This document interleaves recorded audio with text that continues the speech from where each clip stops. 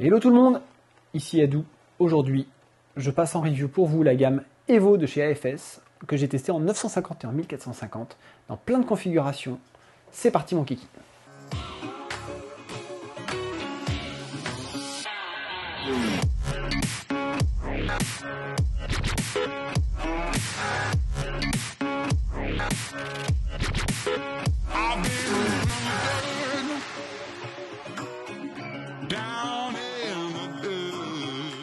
La chaîne et Adou ne te présente plus AFS. Tu sais que je suis adepte des cils que j'utilise beaucoup dans mes sessions perso. Je suis adepte des Chypre Pro que j'utilise en wing et en foil assist énormément, un petit peu en surf foil. Ça, c'est du matos spécifique, plutôt orienté surf. Mais là, on va parler à beaucoup plus de gens. On va parler à des débutants débrouillés, mais aussi à des gens d'un niveau plus avancé. Et on va voir que ce foil Evo, il porte bien son nom. AFS, c'est une marque qui est basée dans le Finistère. Les produits sont fabriqués en France. Et ce foil, notamment, est fabriqué à Pincran dans leur usine. Et c'est une marque qui vend exclusivement en shop et sur leur site aussi en direct. Cette gamme, son positionnement, c'est quoi? C'est une gamme typée Freeride Progression, on va appeler ça comme ça. Elle va remplacer la gamme Performer, qui était une gamme qui finalement, pour le coup, avait peut-être un nom moins bien trouvé parce que elle n'avait de Performer que le nom. Elle marchait bien, oui, mais elle convenait tout à fait à des gens qui avaient un niveau juste débrouillé. C'est pas épais, hein? Ça a une bonne petite gueule, moi, je trouve. Alors, dans le package, ce foil, il est livré avec les outils pour le visser. On a eu fuselage, on a eu deux front wing, on a eu les housses qui vont avec les stabs. On a toujours les housses de front wing, on a les housses de stab. Quand on a un mât, on a la housse qui va avec le mât, la visserie, les clés. Tout le petit nécessaire pour monter tout ça, c'est clean, c'est protégé. Que le foil soit monté ou démonté. Si on veut être un peu chiant à ce stade, on aimerait que les housses soient un petit peu plus matelassées. Et ce système de clip, c'est pas mal dans le sens où tu peux mettre un peu n'importe quelle aile dans la housse, mais des fois ça ballotte un peu dans tous les sens. Quand tu as le clip sur la housse du mât, le clip sur la housse du stab et le clip sur la front wing, ça fait beaucoup de clips et beaucoup de sangles. Je critique tout aujourd'hui. Je critique les housses, je critique le marketing. Je suis chafouin. Je vais me faire un café. Voilà. Non, en plus, j'ai beaucoup apprécié ce foil et tu vas le voir et tu vas le sentir. Je l'ai emmené sur tous mes terrains de jeu, ou presque, dans différentes pratiques. Et ça s'est plutôt bien passé. Alors sur les ailes, on a une gamme qui s'étage entre 950 et 1650. Moi j'ai la 1450 qui fait 104 d'envergure, pour un ratio de 7,6.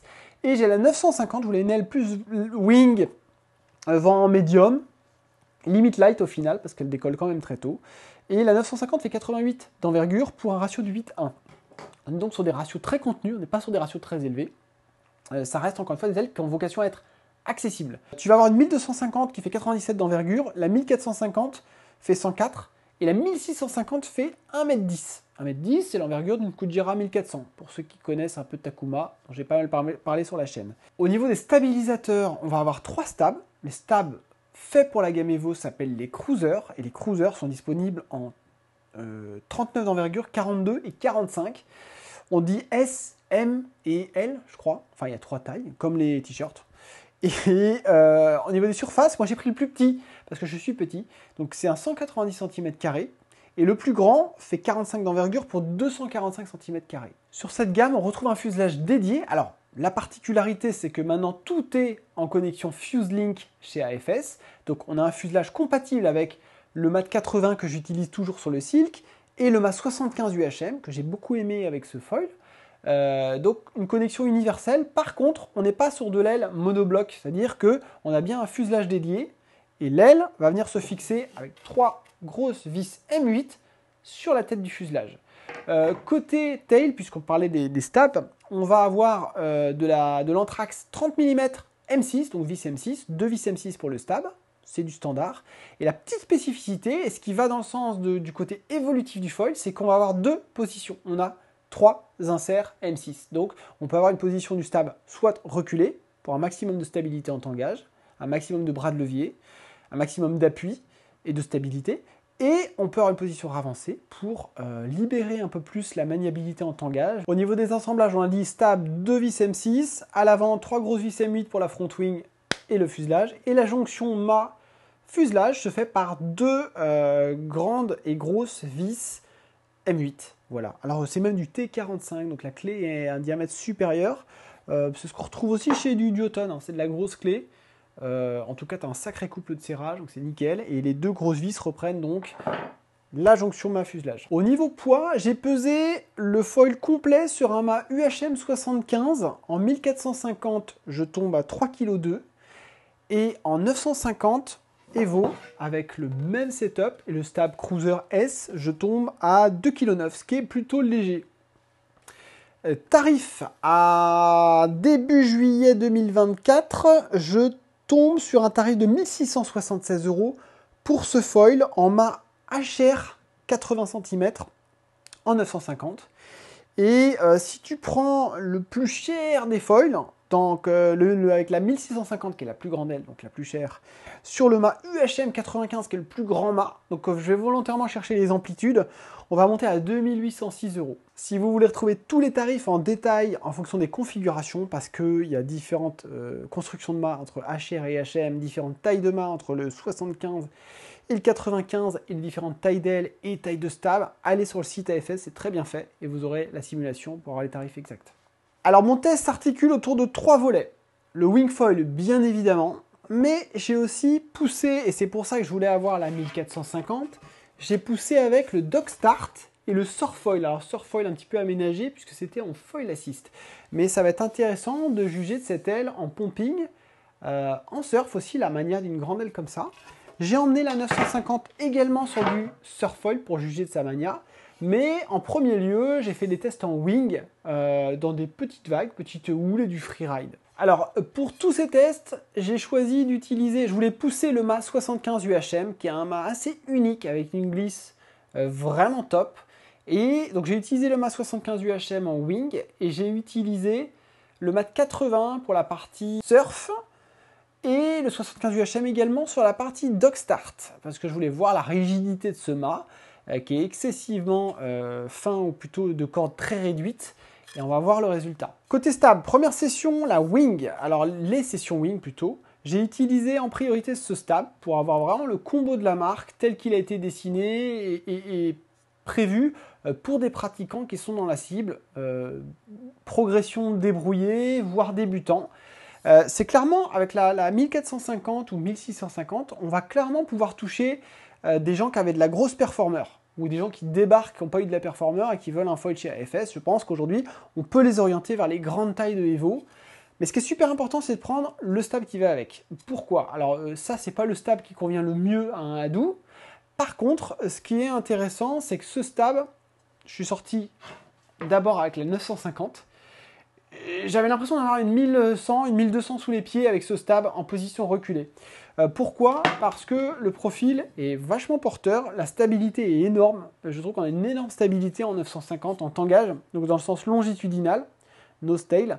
On a beaucoup de stabilité. Et ça, alors, pour un gabarit, pour un rider plutôt qui veut surfer, qui veut beaucoup de mania, c'est sûr que c'est pas vraiment ce qu'on va rechercher.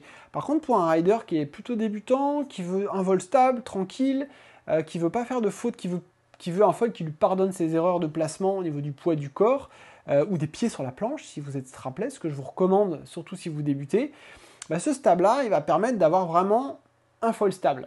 Donc moi, j'ai bien aimé.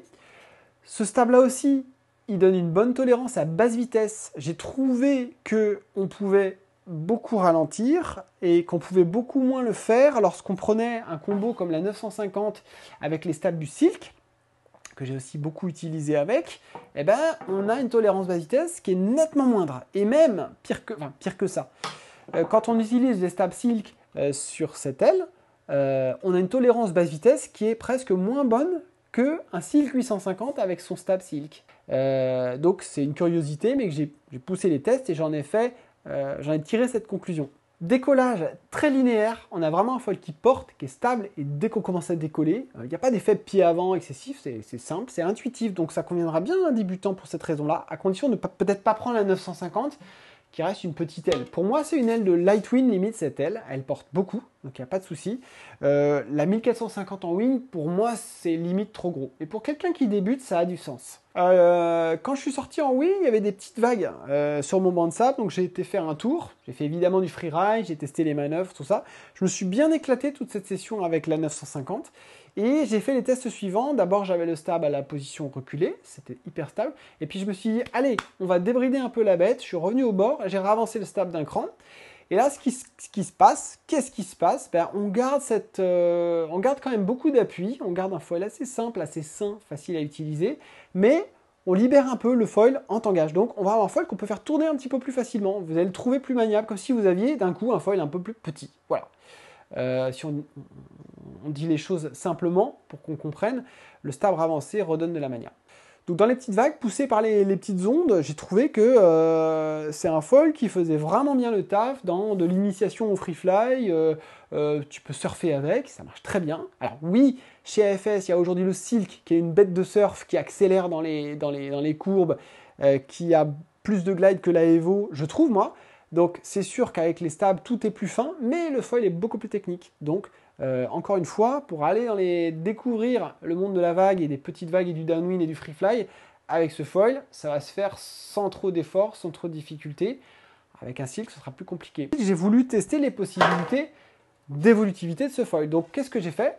Après avoir avancé mon stab Cruiser S d'un cran, qu'est-ce que j'ai fait? J'ai pris le stab Silk et je l'ai mis au cul du foil. Et je l'ai mis en position avancée. Et là, pouf, métamorphose, on a un foil qui est encore plus débridé en mania, mais qui est aussi là débridé en glisse. Beaucoup plus de glisse qu'avec le stab d'origine. Alors pour quelqu'un qui débute, il va être perdu, ça va être un peu trop fifou, mais là pour le coup dans les vagues, j'ai un foil qui tournait mieux, j'ai un foil qui accompagnait mieux dans les virages, dans les turns, et je me suis éclaté avec. Alors ça c'était pour la session wing, j'ai trouvé ça super sympa. J'ai même poussé les stabs achat en wing, et là on a un foil qui gagne en glide, donc il va avoir encore plus d'inertie quand vous lâchez votre wing, vous n'avez pas besoin de pomper, le foil glisse et il accompagne la houle, donc ça va être sympa. Les stabs achat sont des stabs assez grands, qui ont très peu de cordes, qui ne sont pas faits pour débuter, mais qui vont vous donner un maximum de rendement au pumping, et de glisse et d'inertie, de glide, ce qu'on appelle le glide, dans l'énergie, dans les petites vagues, des vagues ou des plans d'eau à faible énergie. Donc en gros, en wing, j'ai validé le fait que ce foil venait bien remplacer la gamme Performer, mais on a un peu plus de glisse, on a un peu plus de mania, et surtout, on a une possibilité de débrider le foil, parce que les ailes avant, si tu regardes bien, sont beaucoup plus fines que de la Performer. Est-ce qu'elles sont plus élitistes pour autant? Ben non, pas trop. Et c'est là où c'est intéressant, c'est qu'en fonction de ce que tu vas mettre au cul de ta front wing stab, et la position du stab lui-même sur le fuselage, comme tu as deux positions, tu vas pouvoir passer d'un foil qui est très axé débutant, surtout en grande taille, à un foil qui va te permettre de kiffer, à un foil qui va te permettre de kiffer même dans des conditions un peu typées vague, surf. Tu vas pouvoir aller beaucoup plus loin que ce pourquoi il a été prévu au départ. Et j'en viens à mon deuxième test, le surfoil. J'ai voulu tester les deux ailes en surfoil. Donc ma petite planche, c'est la Chypre Pro 310 que j'adore, donc board d'AFS. Tu cherches d'autres planches comme ça sur le marché, il n'y en a pas, c'est unique, mais c'est génial pour le placement des pieds. C'est une planche qui est vraiment atypique et que j'affectionne vraiment particulièrement. J'ai parlé de la 4x4 sur la chaîne, que j'avais reviewé, que j'avais passé en review en wing, et AFS m'a envoyé la 310 qui est plus petite, qui est une bête de carving, c'est ma planche fétiche. Quand il y a des conditions de surf maintenant par chez moi. Alors j'ai testé d'abord la 950, et c'était très intéressant. On était à Pornichet, il y avait des petites vagues, des petites conditions de houle. Et là, direct, j'ai mis le stab Cruiser S. Et bon, assez vite, je suis passé, comme j'étais en condition surf, sur le stab Silk, le stab 140. Et là, très intéressant. Alors, j'ai un foil qui a moins de tolérance à basse vitesse qu'un Silk 850 dans sa formule d'origine. Un petit peu moins, qui va tendance à décrocher si je ralentis trop.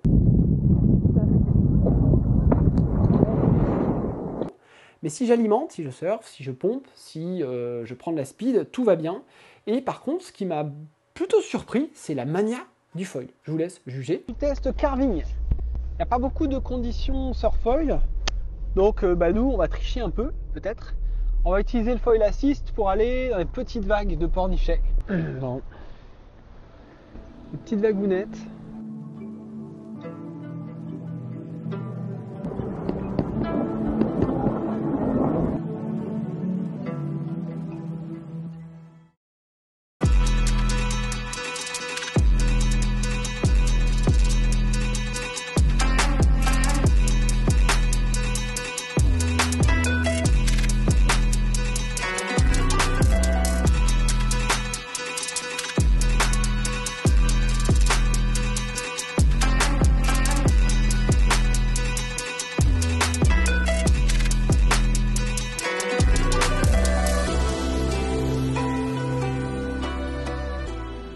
Donc en 950, ça tournait très court, j'arrivais à l'emmener un peu où je voulais.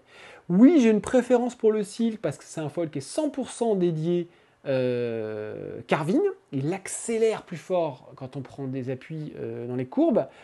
Par contre, le Silk ne pourra pas faire ce que fait un Evo 950, c'est-à-dire convenir à un débutant débrouillé qui commence à bien tirer des bords et qui veut une aile qui glisse bien. Le Silk sera plus technique. Donc l'énergie était assez faible sur le spot, donc j'arrivais à tricoter et à vraiment tirer parti de cette 950 avec le stab 140. Et assez vite, j'ai switché. Comme c'était petit, je me suis dit, on va tester cette 1450. Et là, j'ai fait encore une autre combinaison. J'ai mis le stab achat 43, le plus grand des stabs achat, qui peut se mettre aussi derrière un Silk. Et j'ai pas parlé sur la chaîne, j'ai parlé sur WhatsApp de j'ai fait des feedbacks sur ces stabs, sur le groupe AFS, mais j'en ai pas parlé en vidéo. Et donc c'était l'occasion avec cet Evo de pouvoir lui mettre n'importe quel stab de la gamme AFS derrière. Et le stab achat 43, que j'avais légèrement calé négativement, ça c'est pour les geeks, pas obligé de le faire, mais ça redonne une glisse plus linéaire, un take-off très doux, et une projection au pumping qui est formidable, c'est-à-dire que quand tu pompes, tu avances, tu avales de la distance. C'est le réglage que j'ai utilisé aussi en Dog Start, on le verra après. Le HA43, chimé à moins 1,5, très exactement. J'ai trouvé ça dingo. Alors, je trouve, moi je suis un adepte de la grande Kujira 1400, c'est Laurent Borgna qui a dessiné ça, mais chez Takuma, c'est à concurrence, mais on s'en fout, on est là pour parler de ce qui est bien. Et cette aile-là, je l'adore. Simplement, là, j'ai trouvé que la 1450, qui a une envergure un petit peu moindre, et globalement est plus rigide, j'étais sur le 80 UHM pour le mât, j'ai trouvé que ça tournait mieux, ça glidait un peu moins bien que la Kujira, mais l'ensemble était plus rigide et la mania était meilleure. Ça, c'est clair et net pour moi, il n'y a pas de débat là-dessus. Avec l'HA43, tu débrides la glisse, donc tu te fais un setup qui est un bon setup de Dog Start, donc un setup de surfoil dans des toutes petites conditions, ou de downwind pour quelqu'un qui débute, qui va être super intéressant. Je n'irai pas au-dessus de la 1450 dans mon cas, même pour du Dog Start ou du pumping, parce que ça commence à être gros pour un gabarit moyen qui va aller jusqu'à 75 kg. La 1650, ça commence à être vraiment balèze. On a quand même une aile qui a de la corde.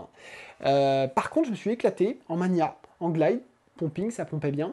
Mon HA43 était ravancé sur le fuselage, et c'est comme ça que j'ai vraiment apprécié le mieux cette aile. Un HA43 un petit peu chimé négativement, avec une position avancée sur le fuselage, et le mât 80 UHM en surfoil, et en Dog Start, j'ai testé avec le 75 pour débrider encore un peu plus la glisse, et c'est là où tu vas voir pour les gens un peu énervés, cette aile a une place, je trouve. En tout cas, moi je me suis bien amusé avec. Je vous fais le débrief sur le Dog Start. On part en session Dog Start, Evo 1450. Donc le mat 75, tu vois, il a très peu de cordes.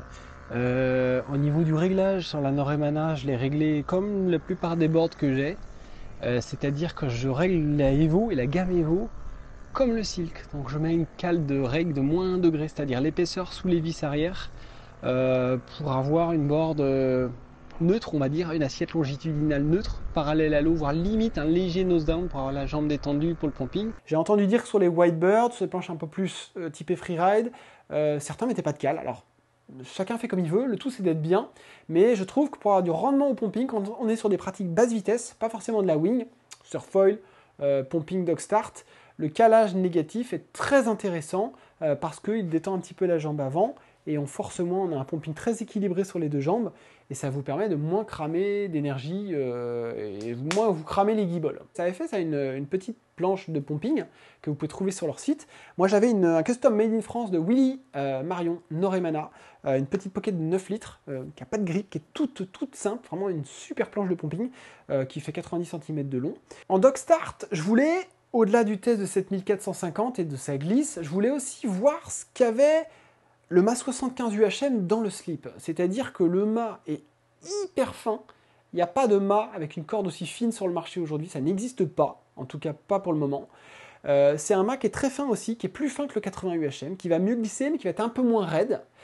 Néanmoins, j'ai trouvé qu'en pumping, en Dog Start, ça le faisait. Je pensais qu'il serait plus souple, je pensais qu'il serait un peu trop souple. Je suis assez sensible, je pompe avec les pieds décalés.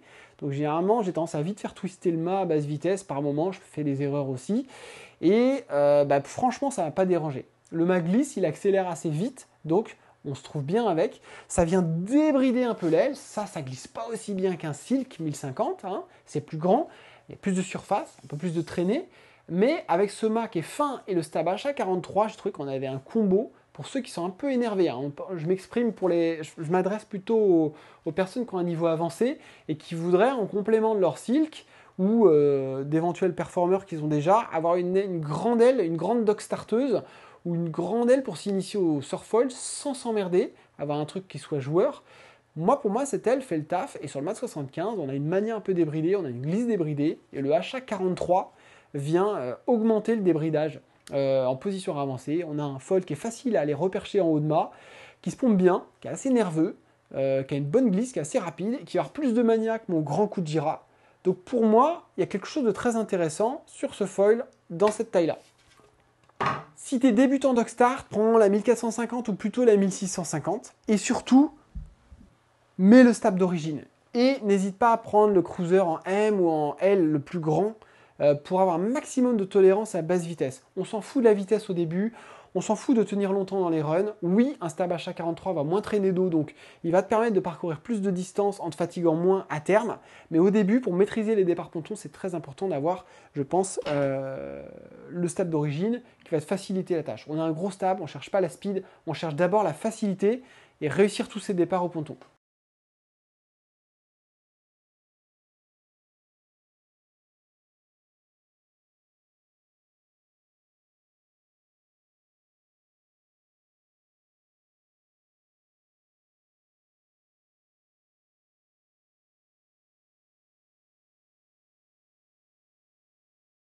Alors en synthèse, qu'est-ce qu'on peut dire? J'avais eu la Performer 1250 en test il y a quelques temps de ça maintenant.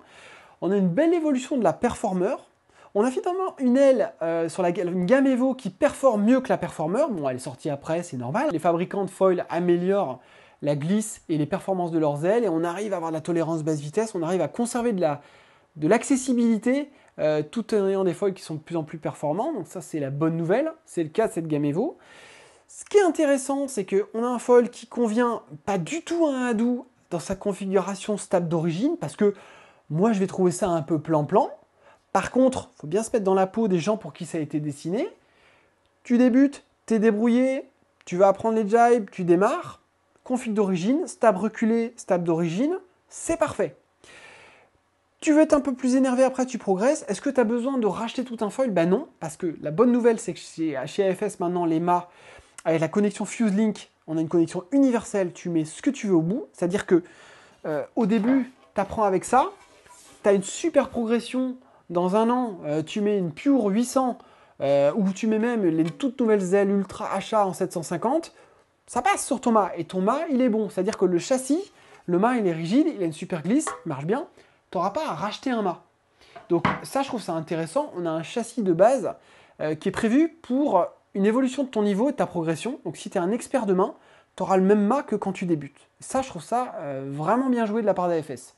Là où ça devient intéressant, c'est que le Hadou, il va s'y retrouver vachement plus quand il va commencer à ravancer le stab, changer le stab et prendre d'autres stabs dans la gamme AFS, comme les stabs Silk pour le carving, comme on l'a vu en foil assist, ou les stabs HA pour glider, s'initier un peu au downwind, faire du free fly, kiffer en free fly, et aussi kiffer en dock start. Le stab HA43 en dock start avec cette 1450 marche super bien. Donc sur le nom de la gamme Evo, on est en plein dedans, on a vraiment une gamme qui est super évolutive. Oui, il y a des gammes plus performantes, mon foil préféré chez AFS aujourd'hui c'est le Silk, mais je trouve que le positionnement est réussi parce qu'on n'aura pas à racheter tout le foil complet et tout revendre quand on va progresser. Et c'est d'autant plus intéressant dans un contexte où AFS est en train de sortir de nouvelles gammes d'ailes, il y a des choses qu'ils n'ont pas encore annoncées mais qui vont arriver, donc je trouve ça top de capitaliser sur un mât. On a en plus maintenant l'option du mât HR qui est beaucoup moins onéreuse que le mât UHM.